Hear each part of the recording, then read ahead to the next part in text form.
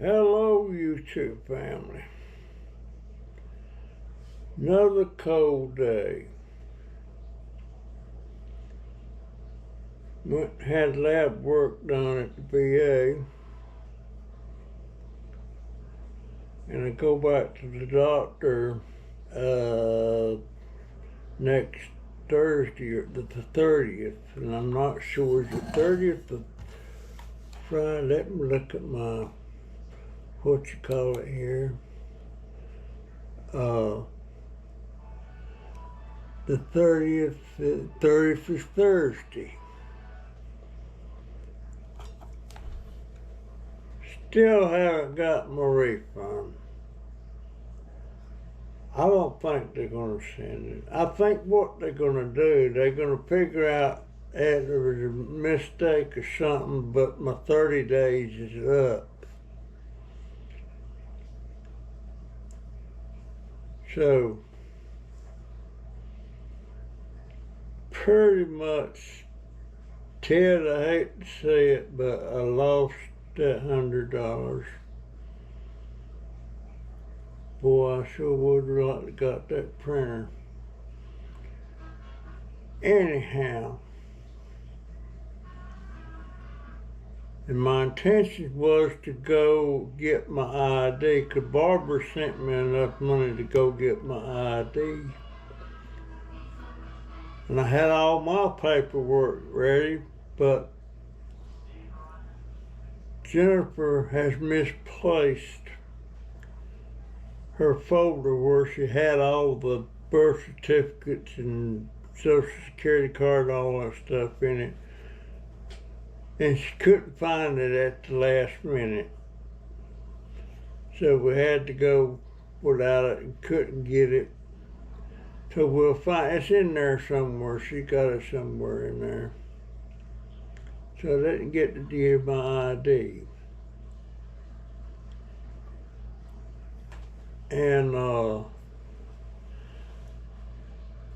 strange thing, Teespring, that's that outfit that does shirts and hats and stuff put on your YouTube channel to sell your merchandise. And I hadn't used them in years. I just felt like all that stuff was overpriced. And I didn't like that. I didn't like to pay $30 for a dang t-shirt. That's bull. You know. I mean, I could have t-shirts and stuff made and sell them a lot cheaper than that on my channel. But anyway, Teespring hit my PayPal account for $4 and change. And PayPal is what I used to use for payment and everything when I was doing it. So what the hell are they charging me $4 or something for? Anyway, we immediately contacted PayPal and disputed that. So that's going to get took off.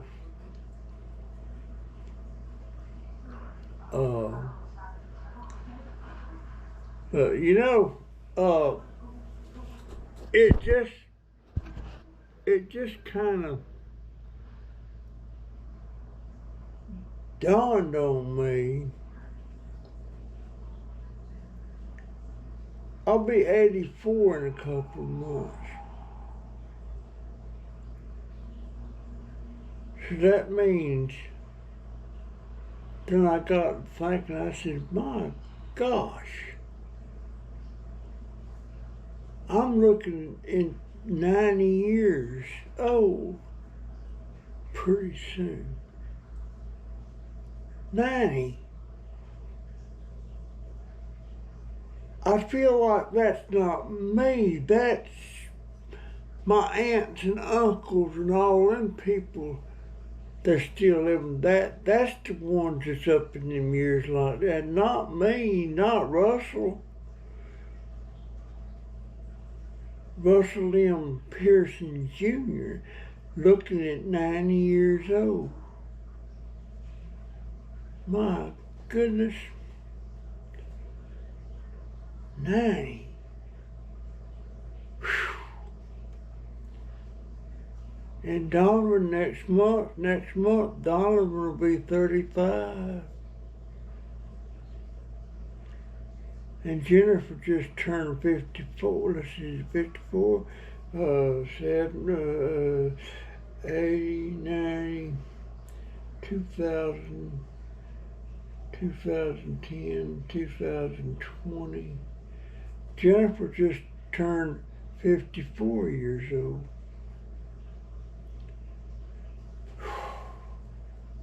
Man, where did the time go? And it's so cold. I can't even get out there and work with that stuff I want to do.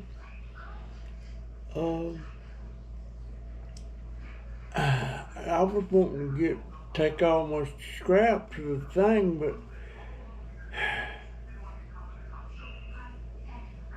I just can't work out there, and without a light.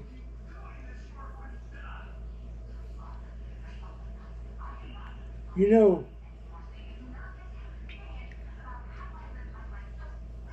I may go over to that thrift store over there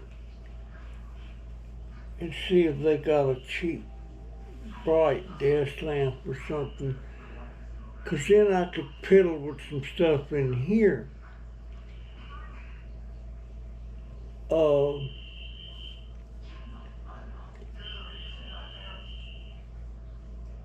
I'll do that tomorrow, even if it's cold, and it's probably going to be cold. We got another cold spell coming. But I was looking at that video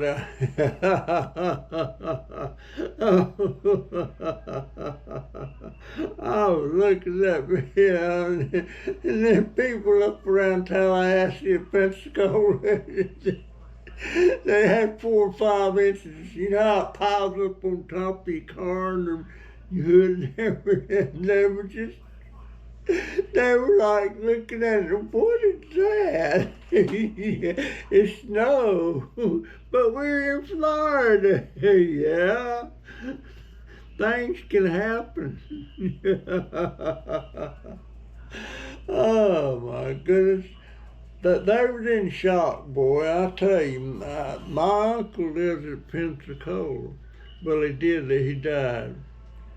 But his daughter's still there, and his grandson and stuff like that. But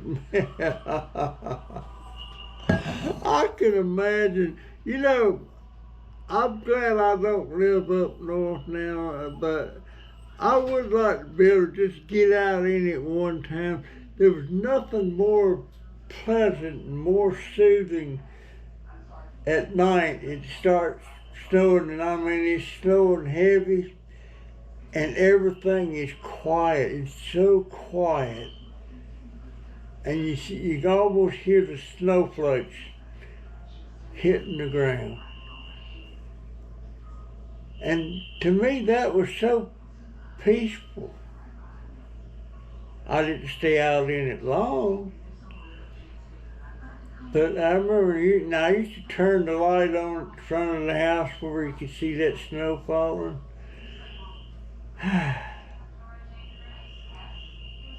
It was really nice when you didn't have to get out and go nowhere to get resupplied or anything. You're all tucked in.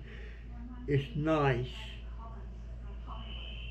It's nice to see nature doing its thing. I miss that. I don't miss having to get up and go to the shop and can't get there because I'm snowed in. I don't miss that. And up in the mountains, man, I'm telling you what, they had the highway going up to Topton, and Topton was the top of the mountain. You had to go all the way up over that and go down the other side to get to where your shop's at. And that going up Topton was, at first it wasn't bad, but it got a little steep, and next thing you know, you're doing a little fishtailing, and he's got chains on too, but couldn't get across. And a lot of times in the winter, these trucks that haul food, frozen food and stuff, you know, going to different places, a lot of times them trucks would run off the side of the road and go down in their little gully there, wrecked. And they got all this food in there. And even in the summertime they would do that. And when them trucks wrecked, word spread that a food truck has crashed. So what happens when there's food? The insurance company that insures that thing, they come out and look at it and decide whether the contents were salvageable out of that truck. And people started gathering around. And I guess you went by didn't understand what was happening. And people were, what's all them people hanging around there for? Well, they're waiting for that insurance adjuster to say, we're going to salvage it, or they're going to say, lay the axe to it. That's what said, lay the axe to it. That's when they bust that trailer open, and you could go in there and get all the food that you wanted. And I used to really love it when it was seafood and banquet dinners and stuff, this frozen stuff. And you get all that you want, could haul that you could get till it was all gone. And trust me, that trailer got emptied.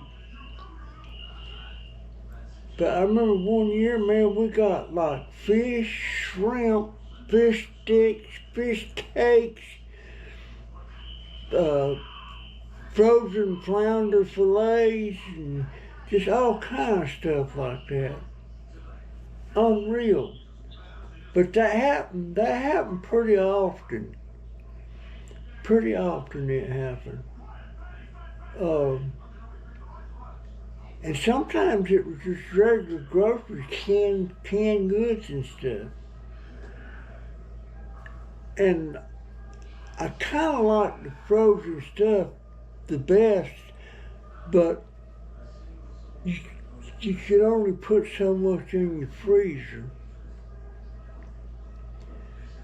But if it was regular groceries, canned foods and stuff like that, then, you know, you didn't have to freeze it, of course. But gosh almighty. And some of them trucks was grocery people like IGA and Winn-Dixie and A&P. And A&P was the best. Is A&P still going anymore?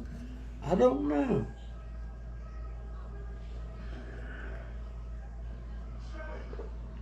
But they used to run off over there, and one time it was clothing and stuff. A lot of times they never let you throw the axe to one that's hauling clothes. They would somehow manage to get that stuff out of there. But So every once in a while they let you lay the axe to it and go in there and get that stuff. But the food, my goodness, that was unreal. The stuff that you could get then. Let's see, well, there was cars that run off there too, especially the Florida idiots. We used to call them another Florida idiot done hit the gully. And in driving up there on some of the roads, they're winding and crooked uphill and downhill. Those Florida idiots today, they were getting in there just be barely creeping. You'd hate to get behind one of them suckers. But we was used to them roads, and we knew every curve and everything, but man, the food we got off them trucks when they crashed, that was incredible. I mean, the insurance paid, the insurance company paid for it, I don't know.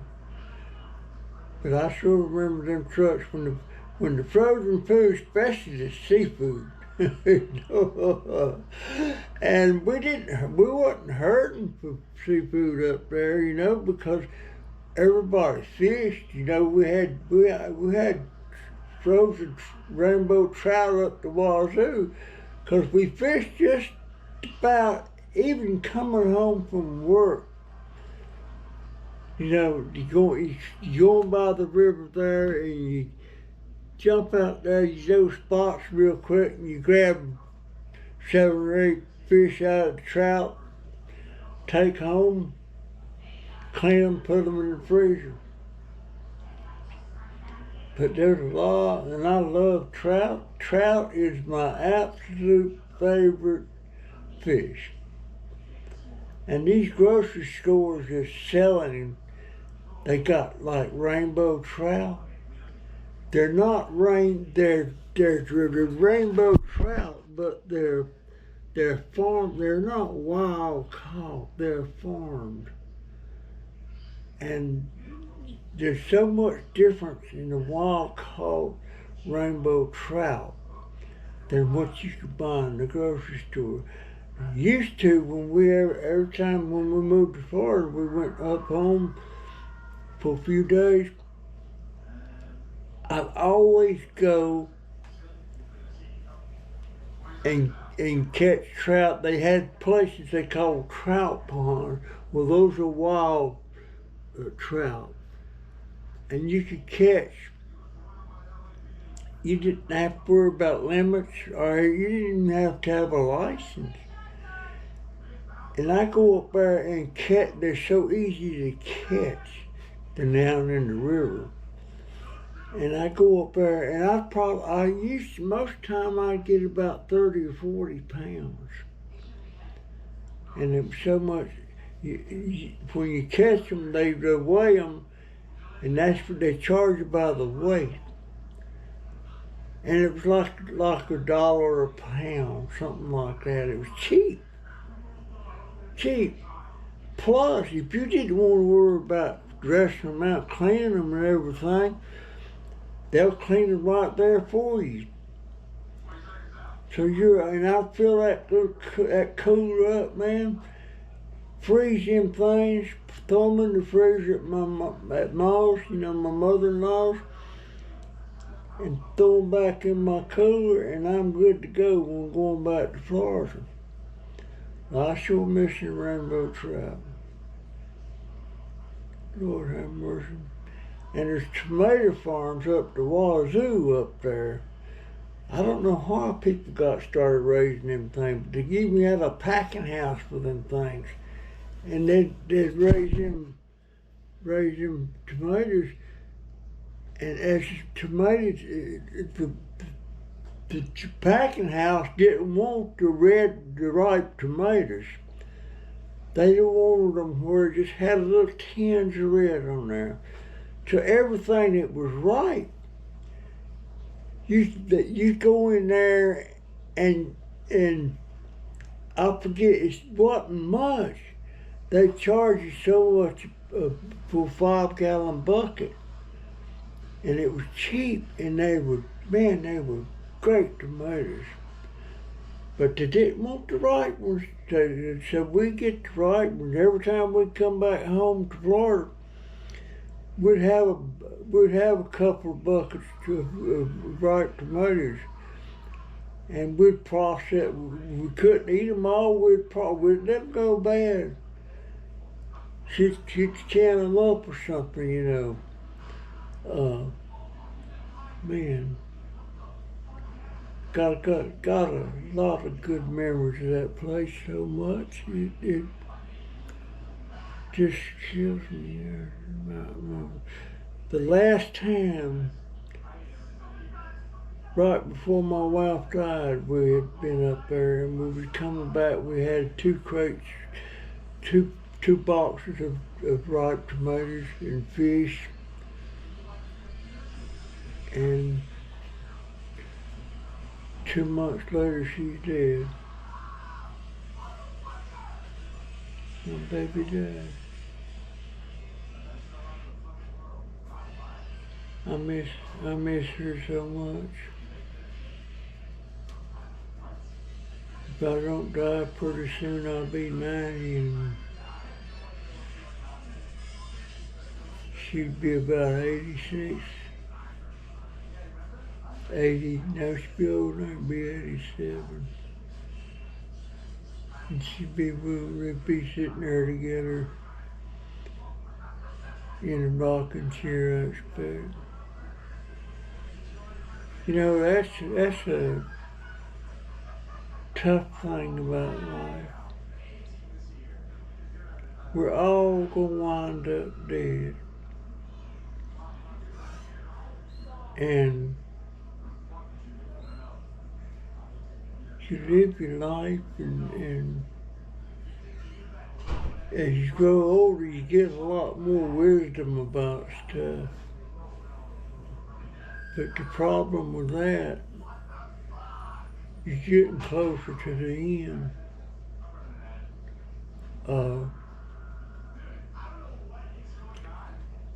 And you may grow old together. Like Johnny Cash and June Carter. When June Carter died, a couple of months later, Johnny died.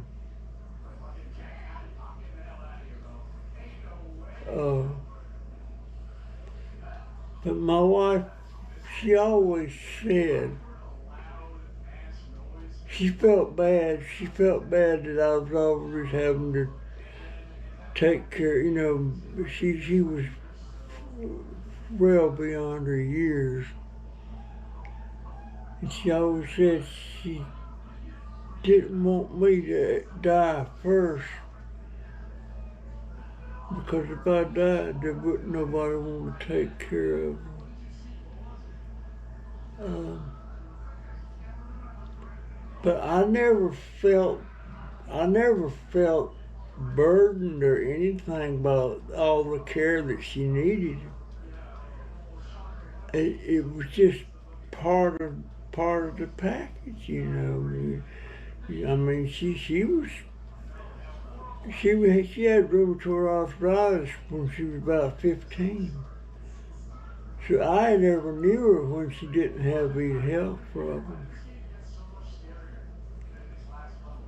But I never felt burdened by it or anything, you know.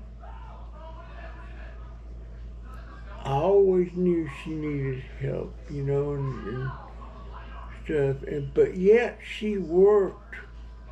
She didn't work a lot during her life, but when she did work, she's become a very accomplished seamstress for sewing upholstery and stuff.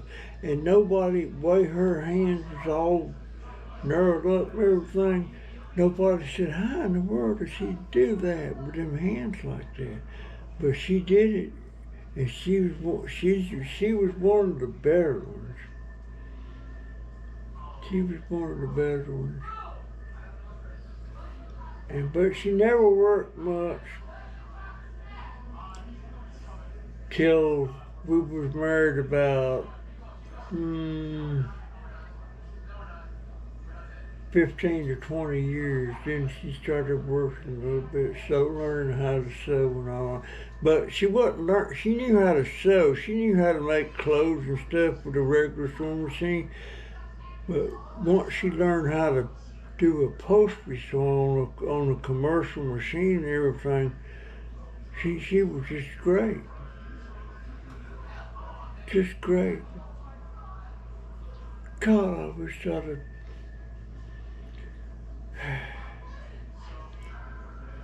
I wish I'd have done better by her. I wish I had to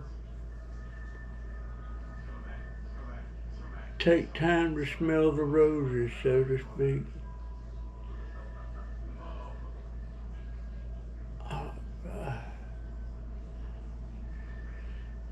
I wish I could sit down to a table with her country style steak and mashed potatoes. Man. And she can make an orange Julius. You know what an orange Julius is? There used to be a store that did it, and I loved them things. Well, she figured out how to make them. And man, them things was good. But my favorite meal that she made was that country style steak and mashed potatoes and green beans. Green beans, you know, the snap beans some people call them. She would fix them things in a frying pan. And she was kind of heavy on the bacon grease and stuff. Man, them things were so good. So good. And potato soup, my gosh. Potato soup with onions in them. And she hated to make that for some reason, but she'd make it for me. She hated to make liver. She didn't like liver, but she made it for me. I mean, just tender.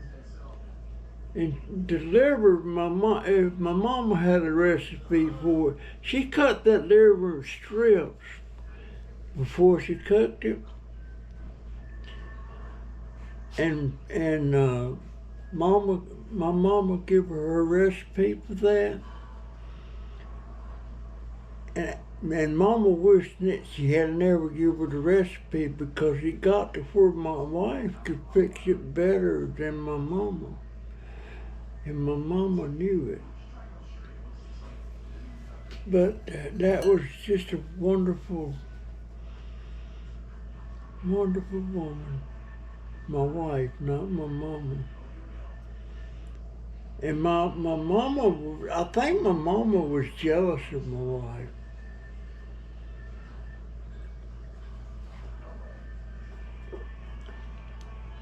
And she always called my wife, she's a prima donna. She thinks she's a prima donna or something, you know, but I think Mama was jealous of her. I think she was.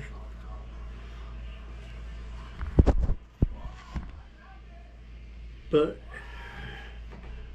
here I am reminiscing, you know.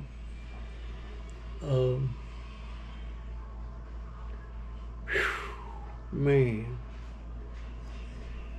I tell you what, you know, you get used to something, used to your surroundings, used to your wife or your husband, and you tend to forget or not realize what a treasure is, like a wife or a husband that loves you and all that, and they're behind you 100%, and they're watching your back. You know, they pick up on stuff that you forget. And my wife was watching my back. The bad thing about my wife, she would not challenge me on. She would give me her opinion or tell me what she thinks we ought to do or something like that. But I always made the decisions, and I made some wrong ones. Man,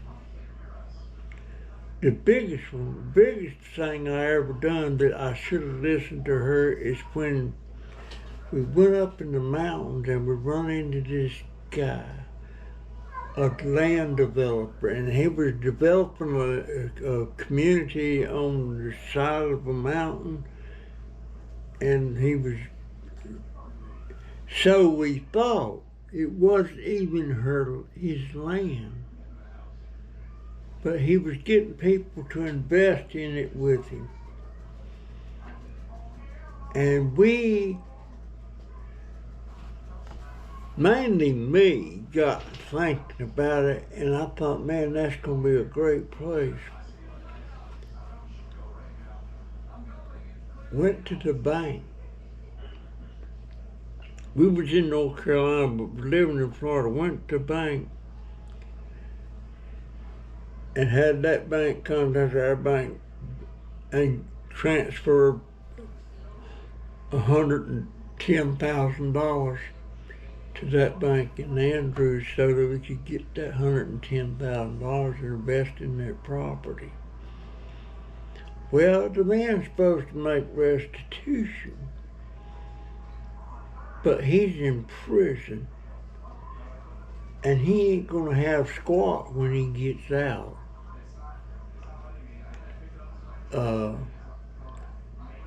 But I forgot now how much money he got from people like me. It was in the millions. It was in the millions. But my wife didn't want to do it. Oh no, old Russell, he thought he was a smart man. And remember, I'm the same Russell that bought $1,000 worth of stock from Walmart. I forget what year it was now. Was it 72? I'm not sure. $1,000. And if I'd have left that stock in there, I would be a millionaire a few times over.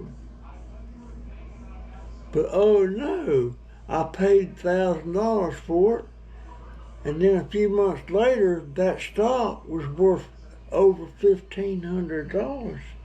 I could sell it for that. And I thought, wow, man, I'm making the money here. What did I do? I wanted to I wanted to sell the stock in case the stock went down. And sold the stock, you dumbass. Man. And I basically done the same thing with Dell stock. I bought $20,000 worth. And I dumped it just a few days later. It would have been worth a few million. Oh no, old dumbass Russell, he had to do his thing. So I can't say I thought I was being a smart man when I gave that man that $110,000. No. Dummy Russell, dummy junk dauber. Do I have regrets? Shoot, yeah, I got regrets. You better believe it. I got major regrets.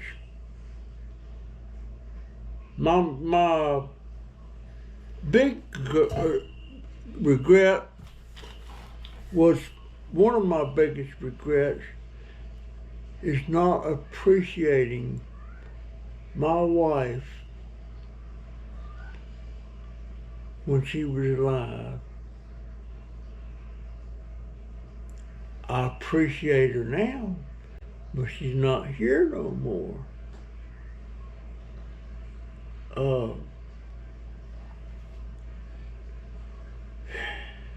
Man,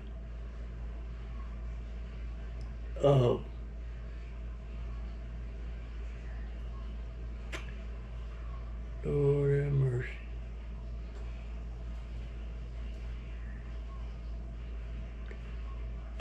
You know, I feel like I was a first-class idiot most of my life.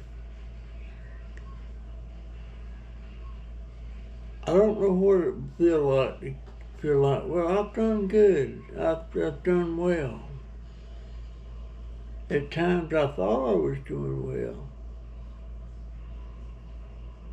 But it's just one of them things, you know. My hearing aid, I'm gonna have this hearing aid refitted, because when you lose weight everywhere, even in your ear gets smaller or bigger or something. And like when they made these molds, I weighed about 280.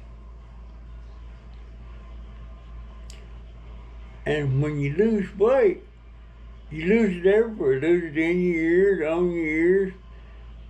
And now it don't want to stay snug in my ear, and it starts coming out a little bit, and it starts making this noise. But anyway, talking about my wife, I guess the proudest thing I've done in my life is I had a hand in my daughter, my son, and my 3 grandsons. And sometimes I get to thinking about Renata, the girlfriend I had in Germany, and I start thinking maybe I should have went back and married her and all that stuff. But if I'd have done that, I wouldn't have Jennifer. I wouldn't have them 3 boys.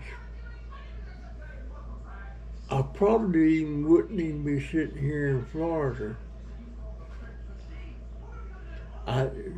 Who knows?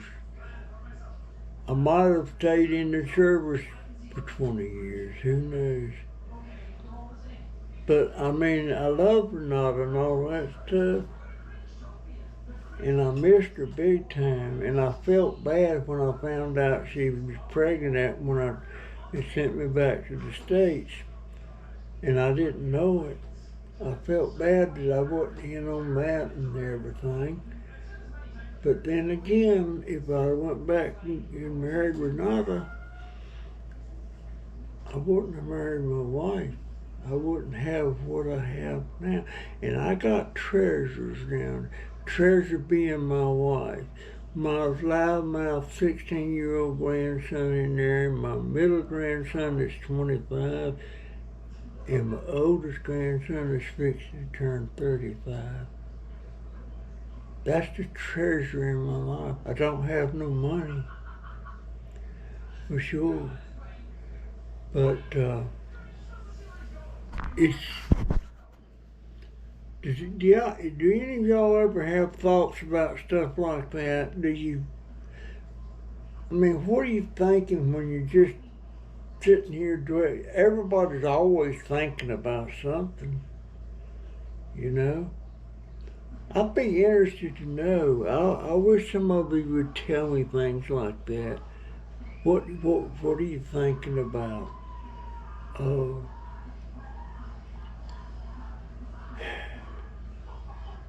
I sure wish my wife.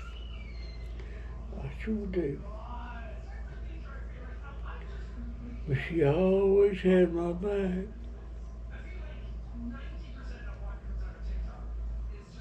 And when she thinks somebody was doing me wrong or something, and she used to get mad at me, gotta knock you over the head with a 2x4 to get you to notice something. Can't you see what he's doing or what she's doing or something like that?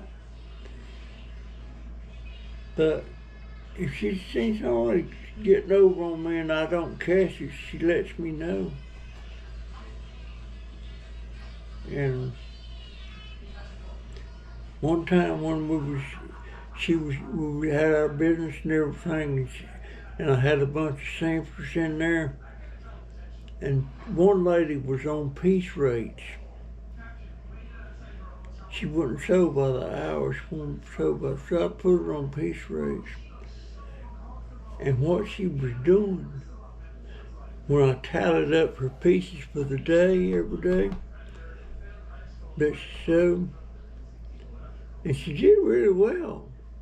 But turns out, she was going along the other seamstress and taking pieces that they had sewed and they're on hourly rate and putting them in her piece rate pile. And my wife caught her doing that 2 or 3 times, and I said, "Are you sure?" You know, like stuff like that. And then I finally caught her doing it myself. Fires on the spot. Fires on the spot. But my wife, she caught on to that real quick. And a lot of the pieces or stuff they're sewing, it's all the same thing. They're all sewing the same stuff. That's when we was manufacturing those luxury van seats and sofas.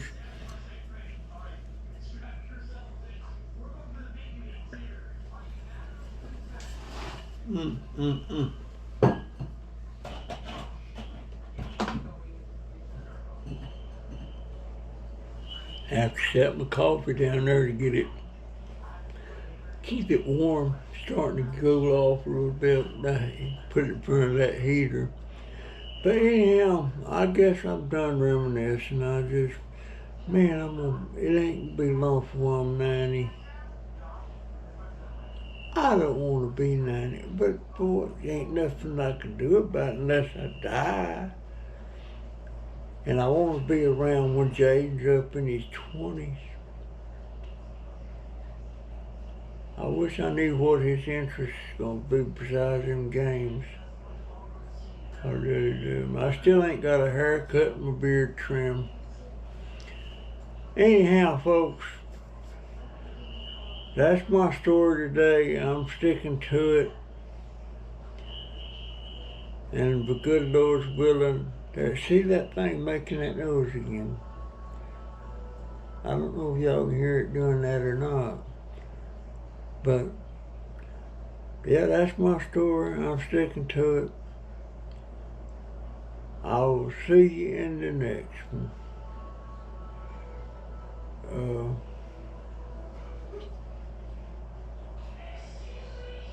May go get my state ID tomorrow. I sure want to get that. I need to get started. I need to get a wheelchair, electric wheelchair. Anyway, see you in the next one. Y'all, look, I don't know what gets me thinking about this stuff. And it's almost like you're here.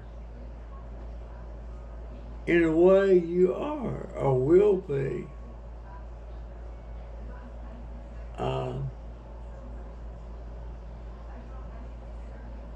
Sure miss my wife. Had her for 48 years. And believe it or not, out of all my brothers and sisters, and there were 9, counting my lost sister, the one that was put up for adoption, including all of them, all 9 of us. Out of all them 9s, I'm the only one that was married to the same woman till she died. I'm the only one that had one wife, one spouse. Every one of them. George, he was divorced. He had 2 wives. Joe had 3 wives. Michael had 2. Carolyn had 3 husbands. Donna had 2 husbands. Robert had 2 wives. Ours had about 5 or 6 wives. And Carol, my younger sister, the illegitimate one, she's had 2 husbands. So I'm the only one. The only one. That I'm the only one that believes when you got married, it's supposed to be forever. And by then, I'm still living, and it was till death do us part. Well, part of the death's come, but the other part's still here. And that's just the way I feel, you know. And I know there's hard times comes up between a man and a woman. My gosh, what happened to that love that makes you want to get a divorce? I mean, I know there's a lot of abuse. If there's a lot of abuse or something, I can see that.